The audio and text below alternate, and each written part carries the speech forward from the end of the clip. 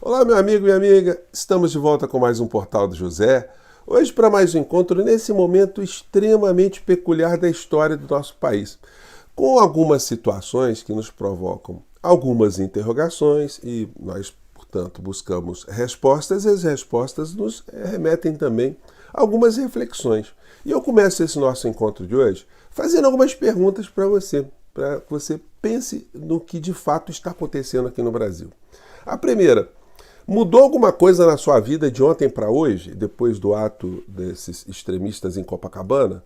Teve alguma mudança na sua família, na sua percepção, no seu trabalho, você que já trabalhou, você que está voltando do trabalho, enfim. Você percebeu alguma mudança nos noticiários? Teve alguma coisa assim impactante? Nós estamos em vias de ter uma ruptura institucional, o Congresso está se manifestando, o Poder Judiciário, enfim.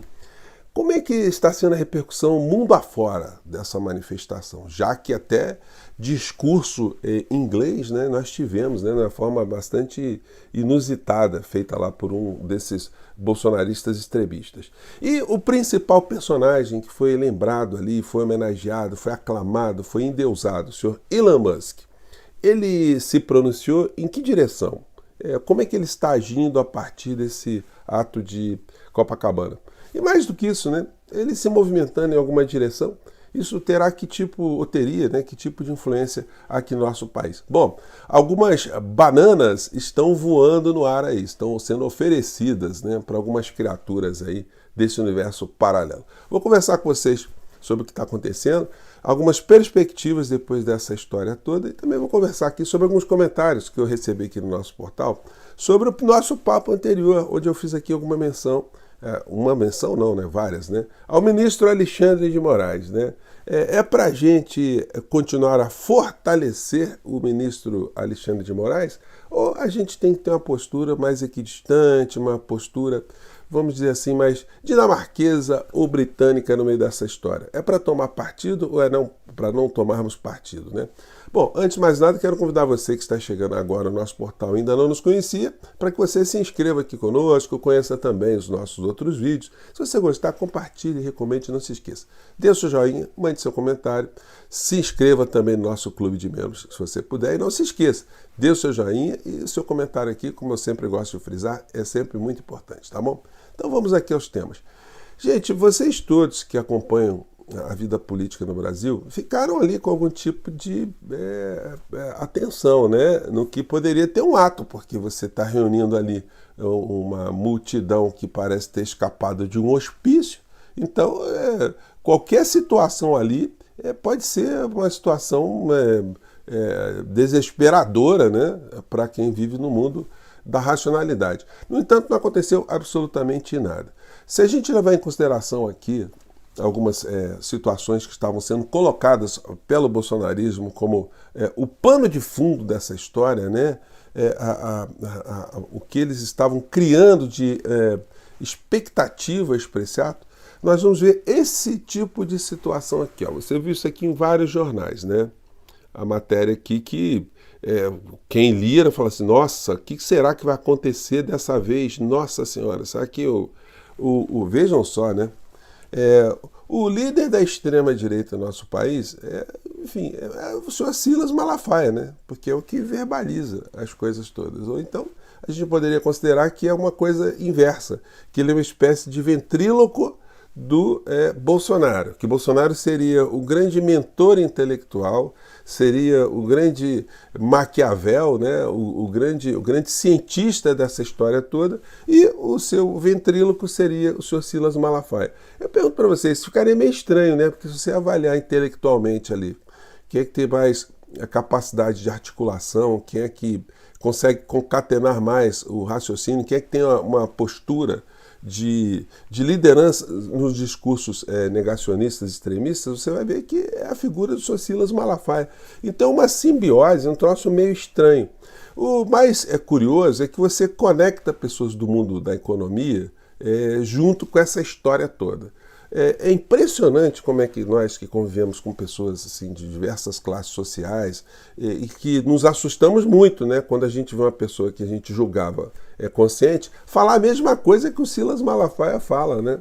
É uma coisa complicada. Ou o cara não perceber, né, uma questão moral de estar seguindo uma pessoa que tem aqueles escrúpulos, entre aspas, de uma figura como Silas Malafaia, no sentido de arrecadar, remelhar cada vez mais dízimos dos seus fiéis, usando as ferramentas mais absurdas, mais irracionais, né, mais reprováveis, enfim.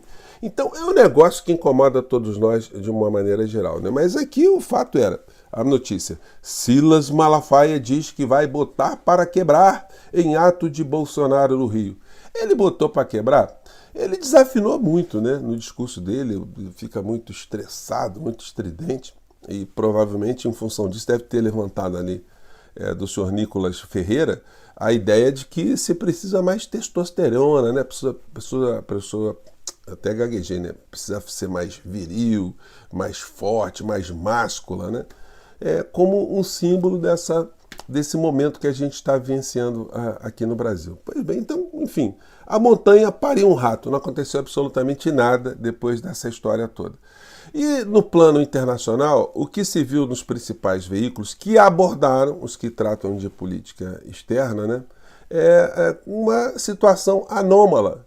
O ato da extrema-direita no Brasil não foi visto, né, pelos veículos que noticiaram como um grande protesto pela democracia no Brasil. A coisa não é colocada assim, a coisa é colocada racionalmente, a coisa é colocada como um ato de extrema-direita de um ex-presidente da República que já está inelegível, numa manifestação liderada por um pastor, por alguém que se apresenta como um pastor evangélico, reunindo aquele tipo de discursos no ambiente que a gente vive aqui no nosso país. Essa é a abordagem que os veículos fizeram, né? O New York Times, o Washington Post trataram disso porque o fato só teve mais destaque porque a figura de um sul-africano, né, o senhor Elon Musk, naturalizado norte-americano, e o bilionário foi citado várias vezes, então isso provoca alguma curiosidade, né?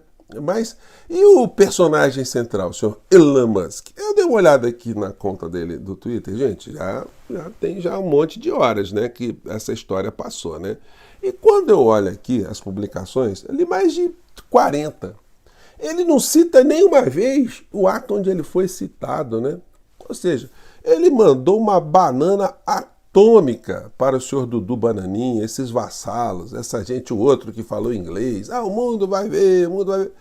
Nem o senhor Elon Musk está dando repercussão a isso. Ele está falando, ele trata desde trivialidades na conta dele, até de questões relacionadas à empresa dele, aos negócios dele, fazendo críticas às situações que estão acontecendo fora dos Estados Unidos, falando da Austrália, de situações que acontecem na Austrália, de debates que estão acontecendo na Austrália sobre a empresa dele, né, sobre o Twitter, o X, enfim.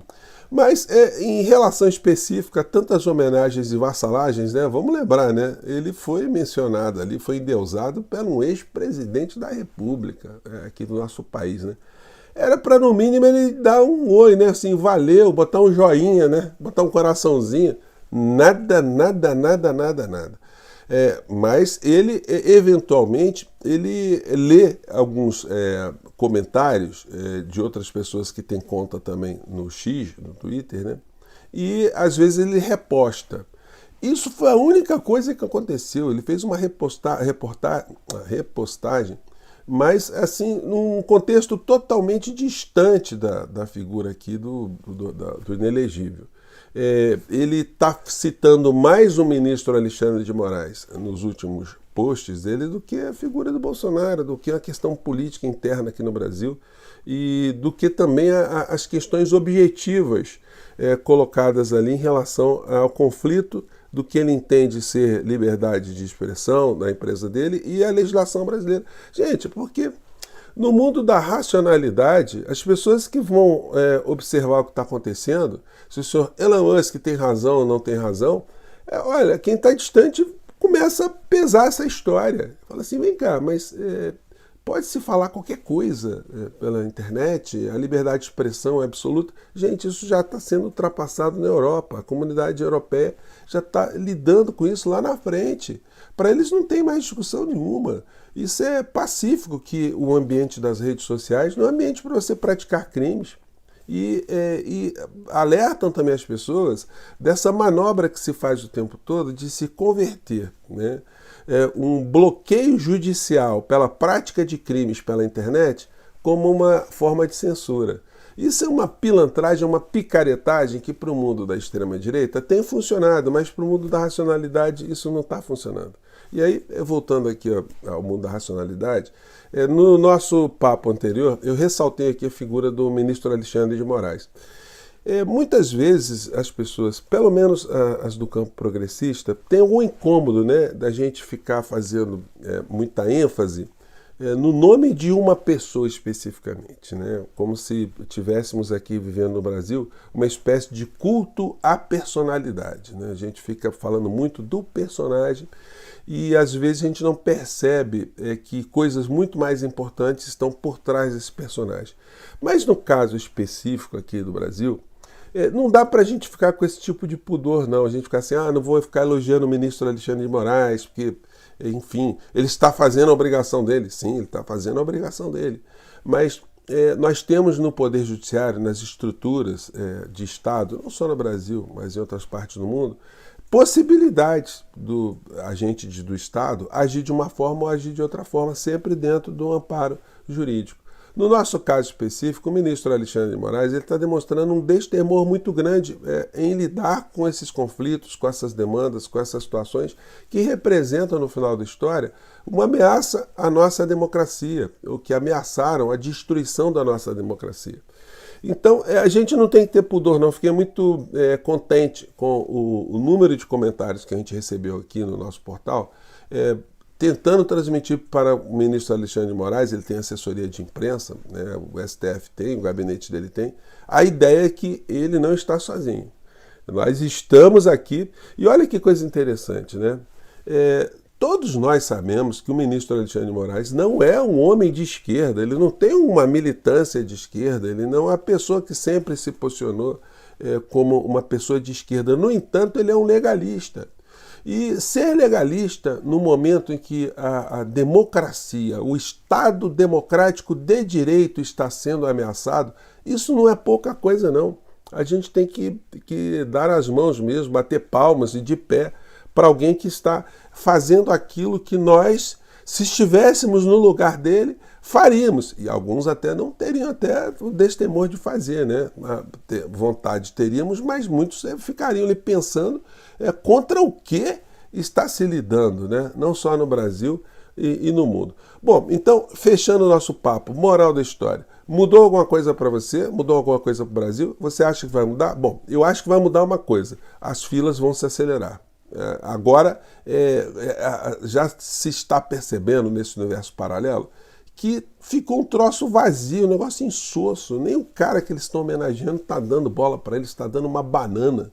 Então, agora, acalmada um pouco mais a situação, né? Passada mais um solavanco que muitas pessoas estavam preocupadas, agora é a hora da justiça seguir em frente e mandar muita gente para a cadeia depois de decisões judiciais no nosso Estado democrático de direito, né? Isso nunca foi tão importante, né?